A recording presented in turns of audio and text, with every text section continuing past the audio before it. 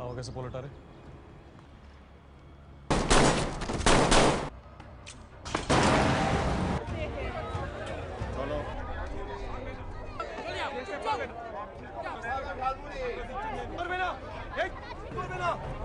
আমি ওকে দেখবো।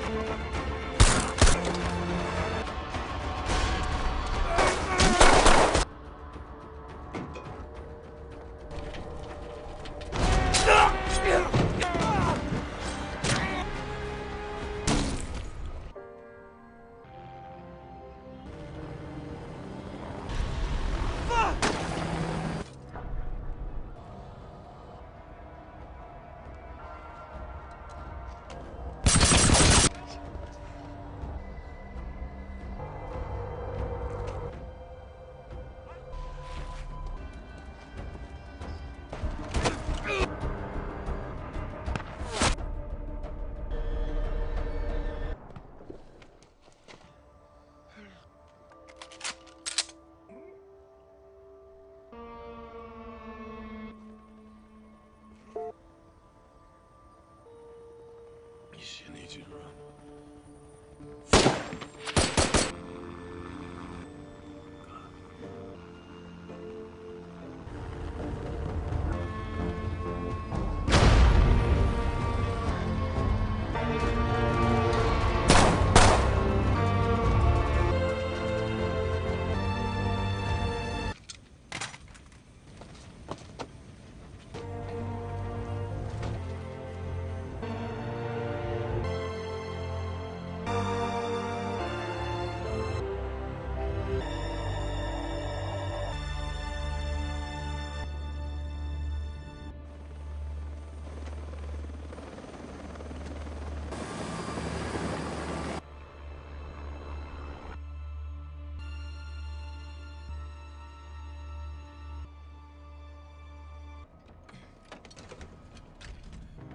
Get out of the car.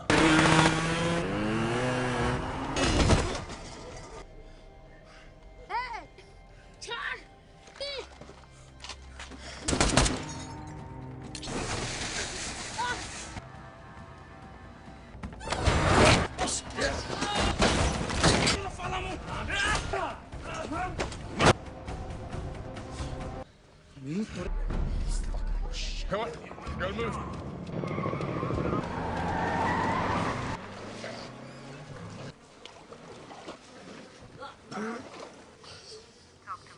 The kid. I don't give a shit. The guy. Your name's Tyler. Something's on the boat. I'm looking at it right now. Colonel, একটু দাঁড়াও। Shit.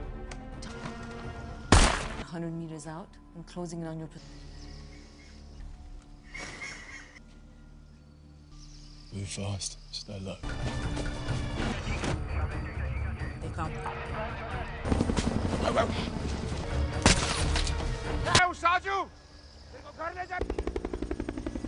Like hell, I'm gonna kill you both. You are. Come on.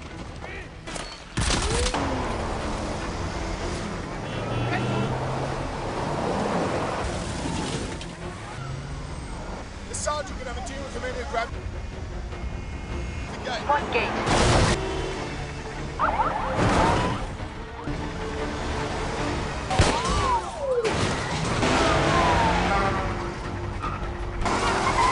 Take a left. Put your belt on. What bay?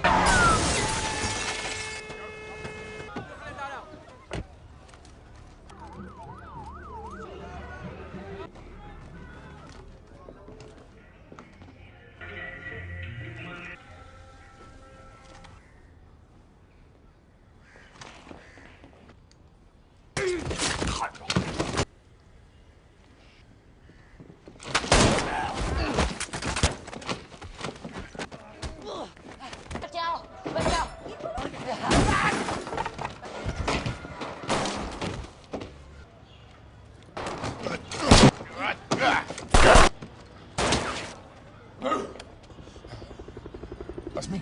No.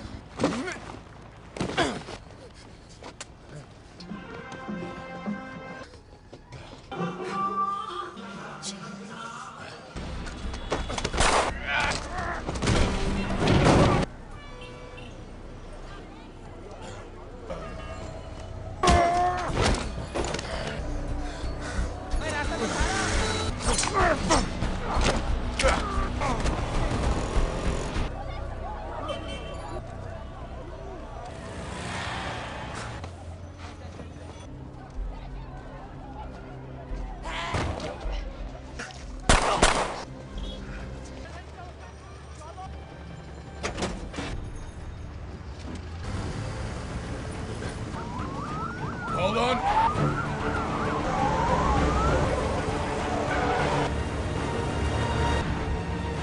One.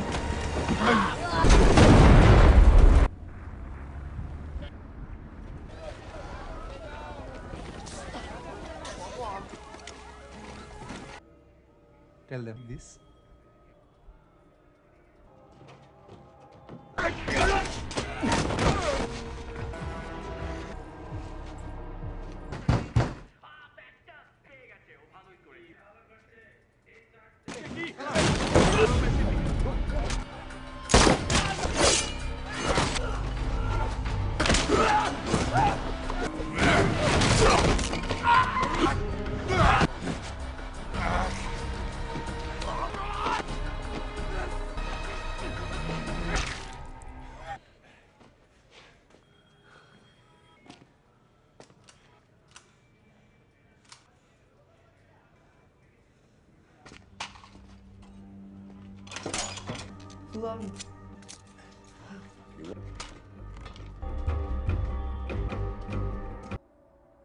Step aside.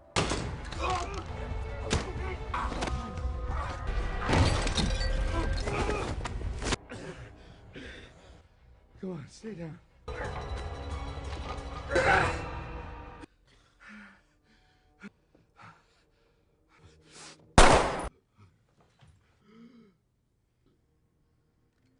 Hey guys, today we're diving headfirst into the adrenaline-pumping world of Extraction, a movie that pretty much defines action-packed if you're a fan of non-stop intensity, incredible stunts, and a protagonist who redefines the term tough guy. Then you're in for a treat. This film is a relentless roller coaster from start to finish, proving that sometimes even a seemingly straightforward rescue mission can turn into a literal war zone. Get ready for some serious firepower and a whole lot of dramatic tension. I put a lot of work into these, so if you like what you see, a like and a subscribe is always appreciated. No worries if not. Before we get to the actual extraction part, the film opens with our hero, Tyler Rake, chilling out in Australia, doing some very extreme cliff diving. It's his way of coping, apparently, which is a bit more dramatic than my usual Netflix and ice cream method.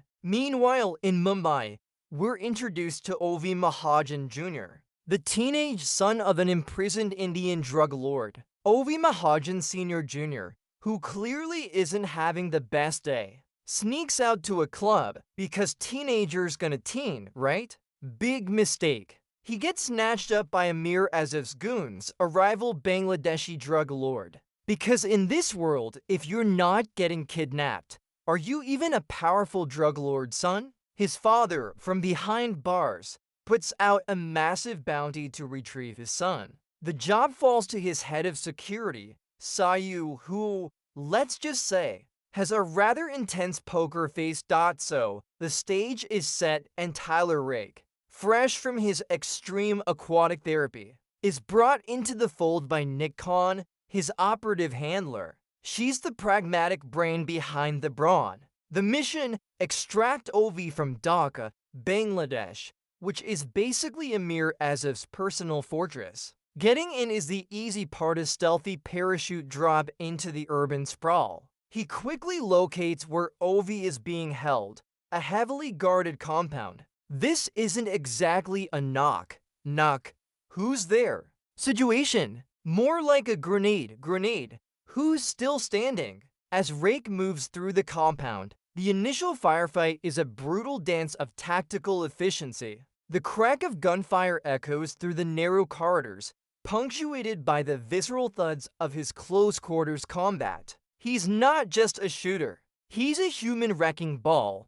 clearing rooms with precision and a complete lack of mercy. You know he means business when the first guy he encounters goes down without so much as a polite "excuse me." Rake finds Ovi, who, understandably, is scared out of his wits. Kidnapped and now being rescued by a heavily armed stranger? Not exactly a gentle introduction to the world of Black Ops. Rake, ever the diplomat, cuts him loose and tells him to follow. The extraction isn't just about finding the kid. It's about getting him out of the densest part of Dhaka, a city that quickly reveals itself to be a labyrinth of hostile eyes. As they make their initial escape, the city itself feels like a character, oppressive and claustrophobic. They're immediately embroiled in a street fight, the sounds of rapid gunfire making the air hum. Rake is a master of improvisation, using the environment to his advantage,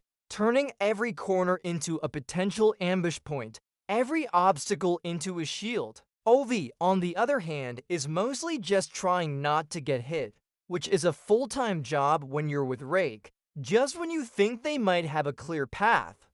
The plot thickens faster than my morning oatmeal. As Rake and Ovi attempt to cross a bridge, their vehicle is violently rammed. Who's behind the wheel? None other than Sayu, Ovi Sr.'s supposed head of security. Plot twist. Turns out Sayu isn't trying to help Rake. He's trying to cut him out of the deal. Ovi Sr. promised Sayu a hefty sum to retrieve his son, but only if he did it himself, without mercenaries. It's a classic case of too many cooks in the kitchen, except the cooks are armed to the teeth and the kitchen is a war zone. The car chase across the bridge is pure chaos. Metal shrieks and glass shatters as vehicles collide. Rake, ever resourceful, manages to fend off Sayu's crew, all while trying to keep a traumatized Ovi safe in the back seat. It's less a rescue and more a high-speed game of dodgeball with actual bullets. After the bridge incident, Rake realizes their predicament is far worse than he imagined. They're trapped in Dhaka, with both Amir Azif's men and Sayu's crew hunting them. To add insult to injury, Asif has ordered a city-wide lockdown, effectively trapping them inside a cage. Rake manages to find a temporary refuge in a rundown apartment building, but the peace is short-lived. Azif's forces quickly locate them, leading to an absolutely incredible one-take style action sequence. This isn't just a fight, it's a masterclass in urban warfare. Rake moves through the building, dispatching enemies with a savage grace. The camera follows him through tight corridors, up and down stairwells, the sounds of snapping bones and muffled gunshots creating a symphony of destruction. He uses everything at his disposal: kitchen knives, door frames, sheer brute force to protect Ovi. It's like watching a really intense, deadly ballet where the choreography involves broken limbs and explosive entries. Ovi, still terrified, witnesses Rake's unwavering ferocity firsthand, realizing this isn't just a guy. He's a force of nature. Amir Asif is getting impatient, and he decides to up the ante, orchestrating a citywide gas attack to smoke out Rake and Ovi. You know, just a casual Tuesday for a drug lord. This creates a terrifying, disorienting atmosphere as the city fills with noxious fumes. Rake, always prepared, procures gas masks for himself and Ovi. They navigate through the choking haze, the muffled sounds of the city adding to the suspense. The limited visibility and the constant threat of ambush make this segment incredibly tense. The world outside their masks is a blur of danger. And then, in a moment that could only be described as awkward reunion, they run into Sayu again. Yes, the guy who tried to ram them off a bridge. It's a standoff in the literal fog of war, but with both sides now facing a common, more immediate threat. Azov's relentless pursuit, a fragile, temporary truce is formed. It's a classic enemy of my enemy scenario, because nobody likes being gassed. Not even people who are trying to kill you, with the gas attack momentarily pushing all other hostilities aside. Sayu reveals the true stakes of his mission. His family is being held hostage by Ovi Sr., a charming detail often overlooked in Bring Me Back My Son requests. If Sayu doesn't bring Ovi Jr. back, his own wife and children pay the price. It's a gut-wrenching moment, adding a layer of tragic motivation to Sayu's otherwise mercenary actions.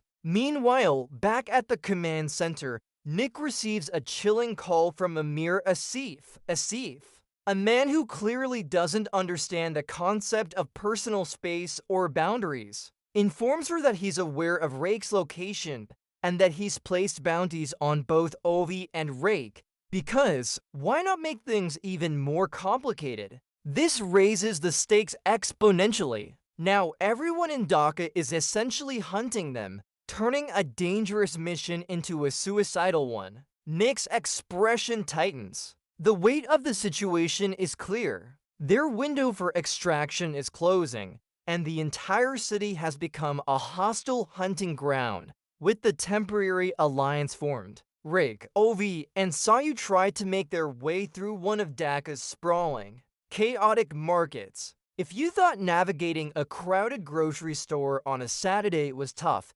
imagine doing it while being shot at by literally everyone. This sequence is a masterclass in controlled chaos. The narrow alleyways, the vibrant stalls, the throngs of innocent civilians all become part of the battlefield. The sounds are a cacophony. The shouts of vendors, the metallic clang of dropped goods, the relentless staccato of automatic gunfire. Rake and Sayu work in tandem, a surprisingly effective duo, cutting through the endless stream of assailants. Sayu, with his personal stakes, fights with a desperate ferocity, while Rake maintains his cool, calculated. They manage to escape the market, but the respite is fleeting. As they cross another bridge, a sudden crack rips through the air. A sniper, Amir Azov's forces are using every angle to corner them. Rake instinctively shoves Ovi to safety, the impact of the bullet leaving a crater right where Ovi's head had been moments before. He returns fire, his movements precise and economical. He's not just a close-quarters fighter. He's a deadly long-range marksman too, which is just unfair to the bad guys, honestly. The sniper exchange is brief, but incredibly intense, with the metallic twang of the rounds hitting the concrete and the distant reports of the sniper rifle creating an atmosphere of sheer terror. Rake quickly assesses the situation, prioritizing Ovi's safety above all else. This moment reinforces his commitment, showing he's not just a mercenary. He's a protector, even if he grumbles about it. They manage to escape the immediate threat, but the message is clear. There's no safe place in Dhaka. After the relentless action, they find a temporary safe haven, a moment to breathe. It's here that the film shifts gears, giving us a glimpse into the emotional core beneath Rake's hardened exterior. Ovi, still shaken but starting to trust Rake, asks him about his past. In a rare display of vulnerability, Rake shares the devastating story of his son, who died of lymphoma. He recounts how he was too scared to be there for his child in his final moments, a decision that haunts him every waking minute. The quiet intensity of this scene, a stark contrast to the explosions and gunfire, reveals why Rake takes on these suicidal missions. He's searching for a way to atone, to find some kind of peace through extreme danger. The mournful silence in the room is almost as heavy as the previous gunfire, letting us know that Rake's pain runs deeper than any bullet wound. This revelation forges a powerful, unspoken bond between the two, transforming their relationship from captor, hostage to something more akin to a desperate father figure and a surrogate son, just when you thought a quiet moment might lead to actual planning. Rake gets a call from Ghazal, a contact who claims to have a way out. But if there's one thing this movie teaches us, it's that nobody is exactly who they seem. Unsurprisingly, Ghazal is a double agent, working for Amir Asif.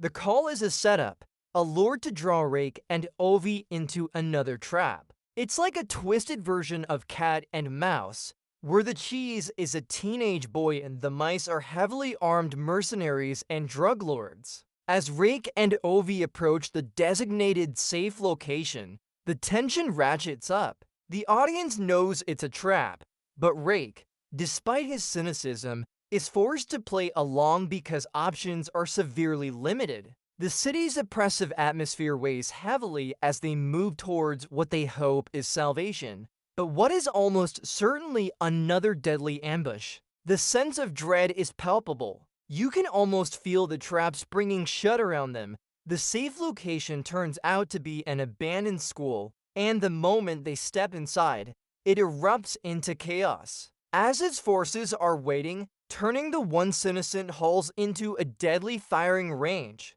This is another incredibly choreographed sequence, emphasizing Rake's mastery of defensive maneuvers. He uses every available piece of cover, every classroom, every locker, to fend off the relentless onslaught. The sharp crack of rifle fire bounces off the concrete walls, mingling with the shouts of the attackers and the desperate grunts of Rake as he fights. Ovi, now slightly less terrified, but still utterly out of his depth, witnesses Rake's brutal efficiency up close. He sees the lengths Rake is willing to go to keep him alive, even taking devastating blows himself. It's an almost poetic display of violence, where Rake is constantly moving, adapting, and turning disadvantage into a deadly offensive. Seriously, if bring your kid to work day involved this much lead, I think most people would just call in sick. Just as Rake and Ovi seem completely cornered in the school. Sayu, remembering the true stakes of his mission, his family, has a powerful change of heart. He sees the opportunity for redemption. In a truly heroic, self-sacrificing moment, he creates a diversion, storming onto a rooftop and drawing the majority of Azef's forces onto himself. It's a defiant, desperate stand against overwhelming odds. The sounds of relentless gunfire pour down on him, but he stands his ground, a true warrior fighting for his family's freedom. He takes multiple hits, the impacts visible as he stumbles and fights on, buying precious time for Rake and Ovi to escape. The raw, guttural roars of Sayu's final moments resonate as he collapses, his mission of protecting his family through Ovi's return fulfilled in the most tragic way possible. It's a powerful, emotional beat in a film primarily driven by action, reminding us that even the bad guys sometimes have incredibly compelling reasons for their actions. With Sayu's heroic sacrifice, Rake and Ovi have a sliver of a chance. They race towards the main bridge out of Dhaka, where Nick Khan is waiting with a chopper for extraction. This is the final sprint to freedom. But of course, nothing is ever easy in Dhaka. The bridge is an absolute war zone, crawling with Azef's men, local police, and even military units, all after the bounty. It's a full-scale assault, a gauntlet of lead and explosions. Nick and her team, perched in their helicopter, provide critical sniper support, but the numbers are overwhelming.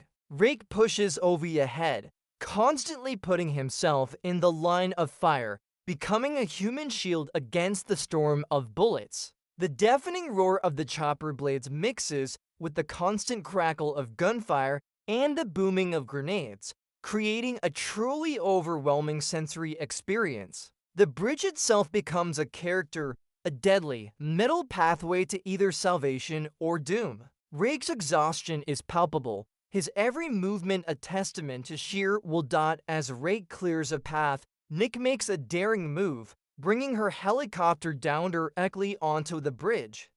Amidst the absolute pandemonium, it's a high-risk, high-reward maneuver, with the rotors kicking up dust and debris, creating a chaotic vortex. She extends her hand, a beacon of hope in the overwhelming violence, signaling Ovi to climb aboard. Rake, battered and bleeding, gives Ovi a final, reassuring shove towards the chopper, his eyes conveying a silent message of go. Live, the sound of the chopper's engine battling against the explosions and gunfire creates an almost unbearable tension. Ovi clambers into the helicopter, a picture of relief and exhaustion. Nick, ever the professional, wastes no time, but she also casts a worried glance back at Rake, knowing that his path to safety is far from secure. This moment is all about the desperate fight for survival, a testament to the lengths people will go for a mission, and perhaps for each other, with Ovi safely aboard the chopper. Rake makes his last stand. He's out of ammo, severely wounded, but still fighting like a cornered animal. The sounds of his grunts of effort, the sickening thuds of his blows, and the desperate struggle against the remaining assailants are raw and visceral. He manages to dispatch the last few threats, creating a fleeting moment of quiet on the ravaged bridge. It's a brief, almost peaceful silence. But then Amir Asif, the architect of all this chaos, appears. And in a final, cruel twist, one of Asif's lieutenants takes a cheap shot, firing